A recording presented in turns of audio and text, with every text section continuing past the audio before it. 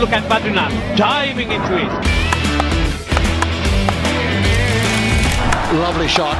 Picks it over the offside. That's a good shot. Back-to-back boundaries.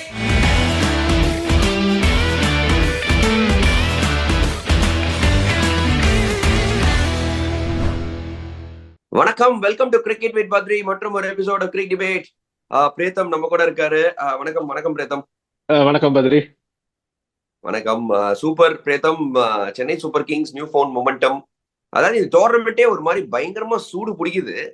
இந்த ஒரு டயத்துல எல்லாருக்குமே ஒரு வாய்ப்பு இருக்கு அப்படின்னு நம்ம சொல்லிட்டு இருக்கோம். பட் ரெண்டு டீம் டோர்னமெண்ட்டை விட்டு இப்போதைக்கு வெளில போயிட்டாங்க.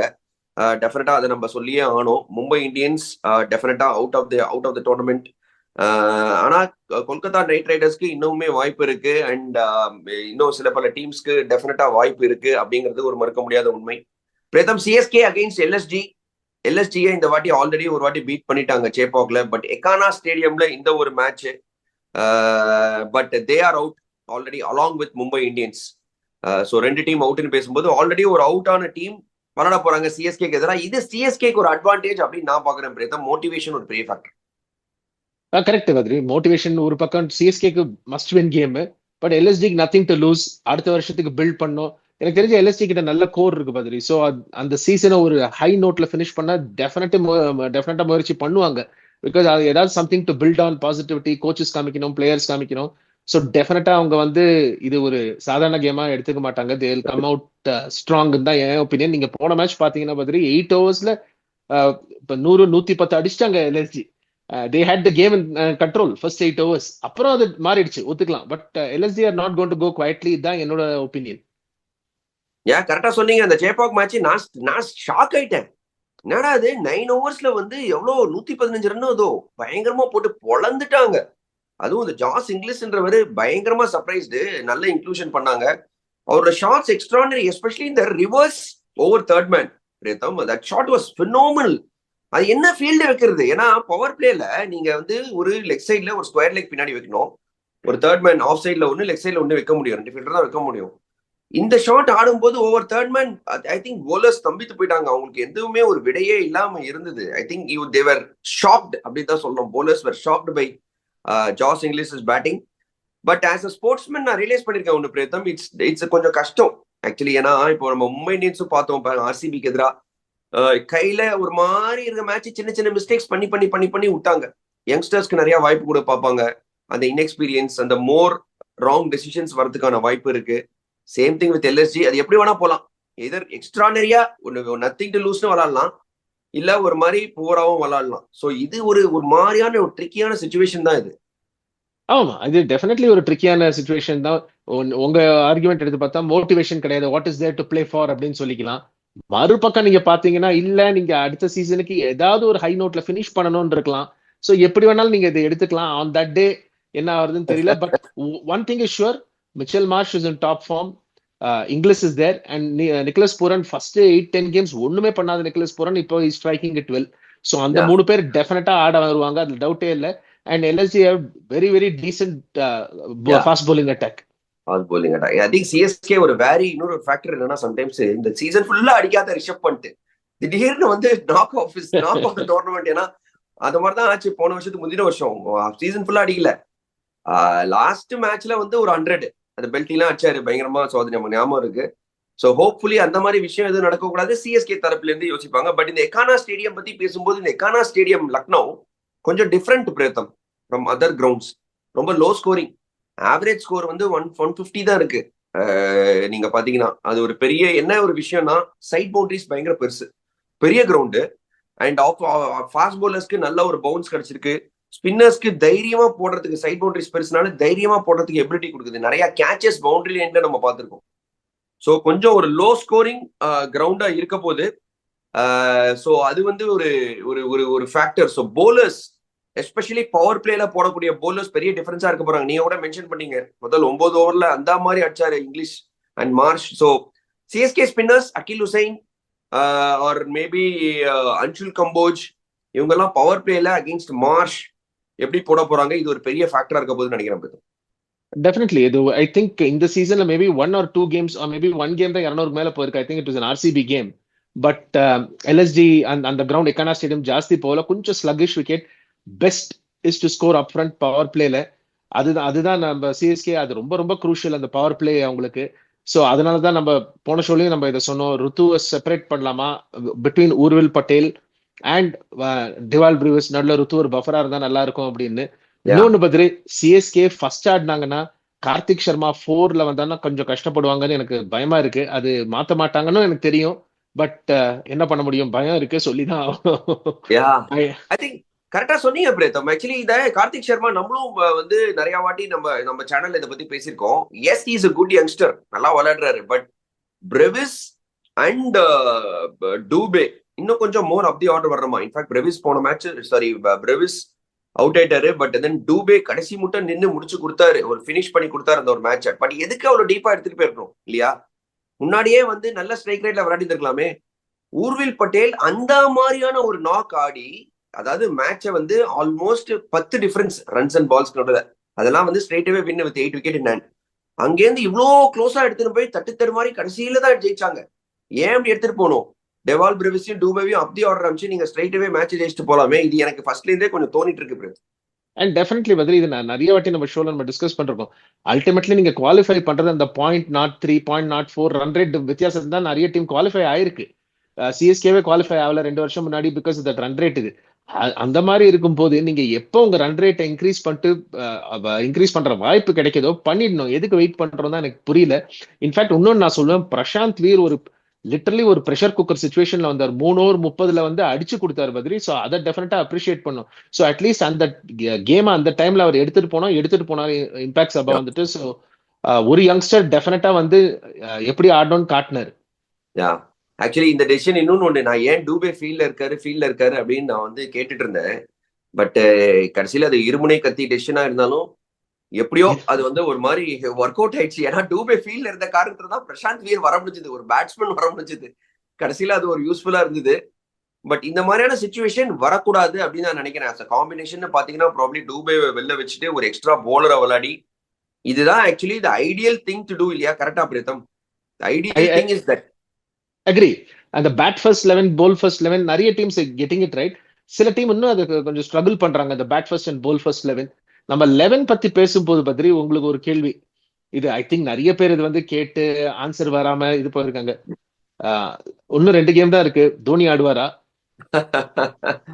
ஆஸ் ஆஃப் நோ பிரீத்தம் சத்தியமா எனக்கு எந்த இன்ஃபர்மேஷனும் வரமாட்டேங்குது. உங்களுக்கும் தெரிஞ்சிருக்கும், ஆஸ் வியூவர்ஸ் நீங்க இதை பார்த்துட்டு இருந்தீங்கன்னா சேனல் வியூவர்ஸ் உங்களுக்கு எல்லாருக்கும் தெரிஞ்சிருக்கும், எந்த நான் பகனான நியூஸும் வரமாட்டேங்குது. இப்போ நம்ம இந்த வீடியோ ஷூட் பண்ணும்போது ஆக்சுவலி சிஎஸ்கே இன்னும் டிராவல் பண்ணல, லக்னோவுக்கு இன்னும் கிளம்பல அவங்க. ஸோ அவங்க கிளம்பும் போது தெரியும் தோனி ஆக்சுவலி லக்னோக்கு போக போறாரா இல்லையான்னு. போலன்னா ஸ்ட்ரெயிட்டாவே உங்களுக்கு விடைக்கு பதில் கிடைச்சிருச்சு பிரீத்தம். பட் போனாருனாலும் என்னோட கருத்து என்னன்னா அவரு விளையாட மாட்டாரு அப்படின்னு தான் நான் நினைக்கிறேன்.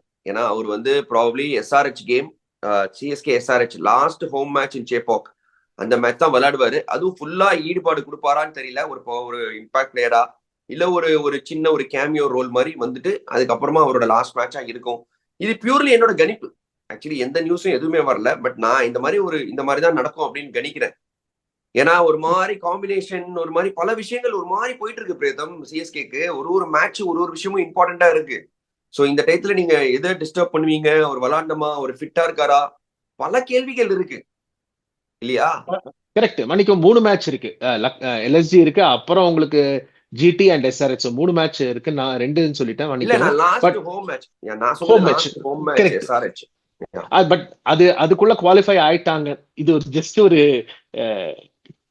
இது சினாரியோ நான் சொல்றேன். அப்படி குவாலிஃபை ஆயிட்டாங்கன்னா தோனி டெஃபினட்டா லாஸ்ட் மேட்ச் ஆட வாய்ப்பு இருக்குன்னு நான் நினைக்கிறேன். பட் இந்த குவாலிஃபிகேஷன் எப்படின்னா நீங்க எல்லா மேட்சும் ஜெயிச்சாகணும், எதையுமே நீங்க சான்ஸ் எடுக்க முடியாது. ஸோ ஒரு winning combination, Dhoni at the heart, ஒரு டீம் மேன், வின்னிங் காம்பினேஷனை டிஸ்டர்ப் பண்ண மாட்டாருன்னு நான் நினைக்கிறேன். பொறுத்திருந்தான் பார்க்கணும். பட் டெஃபினட்டா எனக்கு தெரிஞ்சு இந்த எல்எஸ்ஜி மேட்ச் ஆட மாட்டாரு பத்ரி. அது அப்புறம் இன்னொரு விஷயம் பிரேத்தம், உங்களுக்கு ஒண்ணு சிஎஸ்கே பத்தி ஒரு பயங்கரமான ஒரு விஷயம் சொல்றாரு. எப்பெல்லாம் Chennai Super Kings 4 matches in row ஜெயிச்சிருக்காங்களோ அப்பெல்லாம் பாத்தீங்கன்னா minimum final Chennai Super Kings போயிருக்காங்க. இது ஒரு ஸ்தம்பித்து போற ஒரு விஷயம். நான் உங்களுக்கு வருஷம்லாம் எடுத்து தரேன். 2008ல 4 match win final, 2010 4 match in row win trophy. 2011 4 match in row win trophy.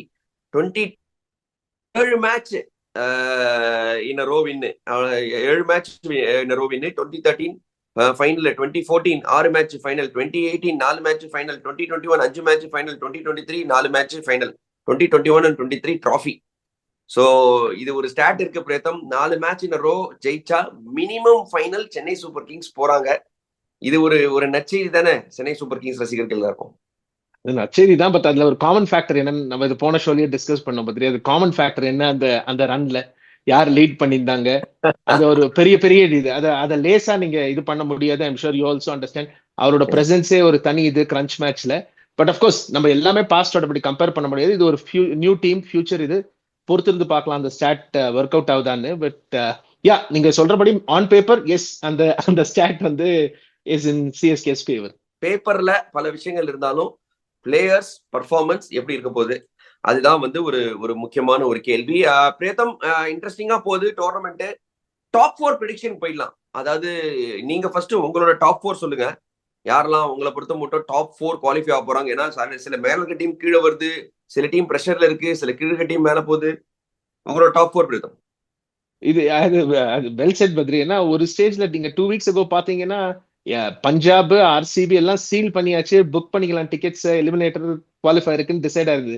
But இப்ப திடீர்னு நீங்க பாத்தீங்கன்னா பஞ்சாப் கிங்ஸ் வந்து ஒரு 4-0 தோத்தாங்க, ஆர்சிபி 2-0 தோத்து பேர்லி லாஸ்ட் பால்ல தப்பிச்சாங்க மும்பையோட. எனக்கு தெரிஞ்சு top 4 at least top 2 definitely set. RCB and GT, அது என்ன ஆர்டர்ல ஃபினிஷ் பண்ணுவாங்கன்னு எனக்கு தெரியல. RCB and GT are through. Battle of the next 4 இருக்கு உங்களுக்கு. மற்ற 2 ஸ்பாட்டுக்கு உங்களுக்கு சன்ரைசர்ஸ் இருக்காங்க, ஆர்ஆர் இருக்காங்க, சிஎஸ்கே இருக்காங்க, எஸ்ஆர்ஹெச் இருக்காங்க. சோ பிரேத்தம், ஒரு சின்ன correction. RCB are not yet through, GT are through. 8 points உங்களுக்கு தேவை 10 டேபிள் இதுல. 14 பாயிண்ட்ஸ்ல தான் இருக்காங்க ஆர்சிபி. இல்ல, ஆர்சிபி வில் கோ த்ரூ நான் சொல்றேன். அதை நான் சொல்லிட்டேன். RCB and GT will go through டெஃபினட்டா. They go through. Okay, go through. Or through இல்ல, தே வில் கோ த்ரூன்றீங்க. சோ உங்க ப்ரெடிக்ஷன் வந்து ஜிடி, ஆர்சிபி, அப்புறம் definitely GT and RCB. I think Sunrisers will sneak த்ரூன்னு தோணுது. அந்த 4th பிளேஸ் தான் it's going to be between CSK, RR. அதுதான் நம்ம பார்க்கணும். GT, RCB, SRH and 4th team நீங்க ஆப்ஷன்ஸ் கொடுத்துருக்கீங்க, சிஎஸ்கே இல்ல ராஜஸ்தான் ராயல்ஸ். மதில் மேல் பூனை தான் பண்றீங்க. இந்த 4th ஸ்பாட்டுக்கு நான் ஐ கமிட் பண்ண மாட்டேன். பஞ்சாபும் இருக்குது. பஞ்சாப் இருக்கு. ஏன்னா என்னோட கருத்தும் அதேதான். டாப் 3 வந்து ஜிடி வந்து த்ரூ 8 wins. சோ அவங்க வந்து ஆல்ரெடி த்ரூ நம்ம வச்சுக்கலாம். எஸ்ஆர்ஹெச் ஷூரா வந்துருவாங்கன்னு தோணுது. ஏன்னா அவங்க ஒரு மாதிரி நல்லா அமைஞ்சிடுச்சு எல்லாமே. ஒரு டீம் இன்னும் அவங்களுக்கு ஒரு வெற்றி தான் தேவை, அவங்க வந்துருவாங்க. அதுக்கப்புறமா ஆர்சிபியும் I think well oiled unit, அவங்க ஷூரா வந்துருவாங்கன்னு நினைக்கிறேன். ஏன்னா கூட்டி கழிச்சு பாத்தீங்கன்னா அவங்களுக்கு டீம் நல்லா இருக்கு. ஐ திங்க் ரொம்ப முக்கியம் அந்த டாப் 4ல போறதுக்கு. ஸோ இந்த 3 ஷோரு மீதியம் இருக்கிற டீம்ல தான் பஞ்சாப் கிங்ஸ் இருக்கு, சிஎஸ்கே இருக்கு, ராஜஸ்தான் ராயல்ஸ் இருக்கு, கேகேஆர் ஒரு மாதிரி நூல்ல தொங்கிட்டு இருக்காங்க. இந்த மாதிரிலாம் டீம்ல இருக்கு.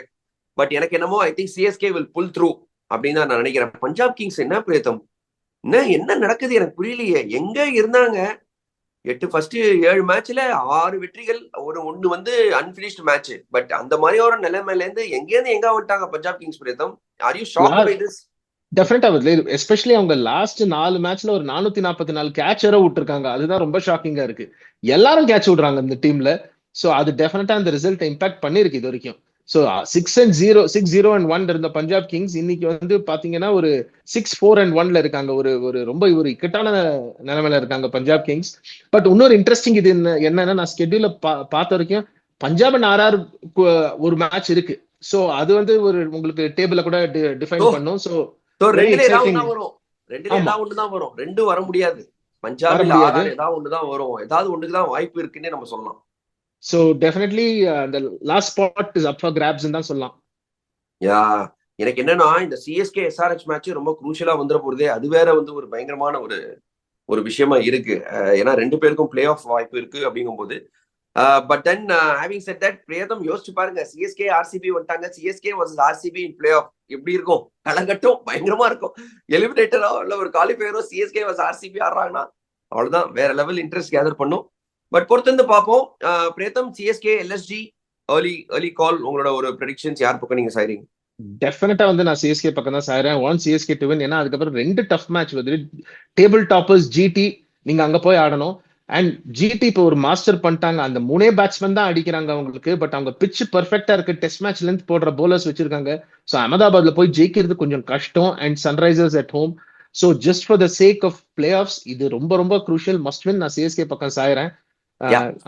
ஆனா எல்எஸ்டி டீம் கிட்ட கொஞ்சம் அதிரடி பர்ஃபார்மன்ஸ் இருக்காங்க. அன்னைக்கு அவங்க கொஞ்சம் டேக் இட் ஈஸி பண்ணா நல்லா இருக்கும். பொறுத்து இருந்து பார்க்கலாம். உங்களுக்காக பிரேத்தம் சொல்லிட்டாருன்னு சொல்லிட்டு வாங்க. அவங்க வந்து டேக் இட் ஈஸி பண்ணுவாங்க. சிஎஸ்கே குவாலிஃபை ஆகணும்னு சொல்லிட்டு அவங்க டேக் இட் ஈஸி பண்ணுவாங்க.